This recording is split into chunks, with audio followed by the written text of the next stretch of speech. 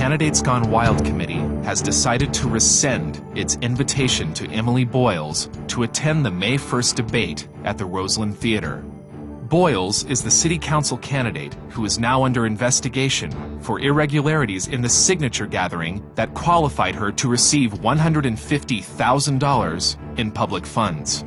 While the investigation is still underway, the CGW committee is troubled by the revelations that a number of people whose signatures are on the petitions Boyles collected in order to qualify for the funds are from people who say they never signed such a petition. The committee is also troubled by Boyles' decision to give $12,500 of the public funds to her 16-year-old daughter for campaign work.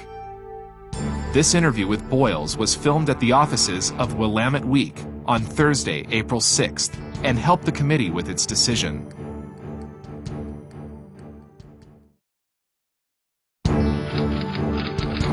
Do you believe in the concept of voter-owned elections? I believe in the concept of voter-owned elections. I think what this process has done is it's really brought out some of the challenges that voter-owned elections has. And the biggest challenge to this voter-owned election process is that it wasn't thoroughly thought through by the people who crafted it. It's a big picture issue. I think it's another example of having a big picture, a big concept that has too many holes before it was ready to go out into the community. What do you mean? What responsibility do you take for the apparent fraudulence of some of your signatures?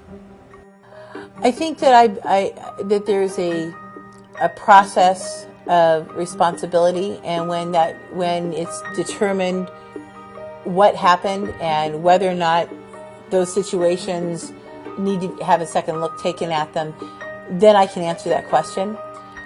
What I can say is from past processes that I've been involved in, I've never shied away from taking responsibility for things that were my obligation.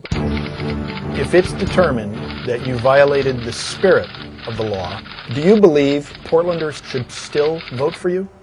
Yes, I do. Because I'm willing to take responsibility for my actions, and I'm also willing to say this is exactly why we need change in our government, because of these big picture issues. We have this issue, we have the Water Bureau, we have PGE, we have PGE Park, we have the $124,000 in the homeless fund that got left out. We have, how many times can an incumbent say mea culpa? We're tired of that. Yes, this is an issue. I didn't create the system. If it's determined that you broke the law, should Portlanders still vote for you? Absolutely. Absolutely. For the same reason. Because it's still part of a systemic issue. As you said yourself earlier, this is not about Emilie Boyles. This is a bigger issue than Emilie Boyles. This is an issue about a system that's broken. Who's been running this system longer than any other elected official in the city council but the incumbent? You are the candidate who is running on a platform of being most in touch with the average Portlander. Is it at all ironic that you are the one candidate who has some supporters that claim not to know who you are, and some who say they don't know how their names got on your petitions?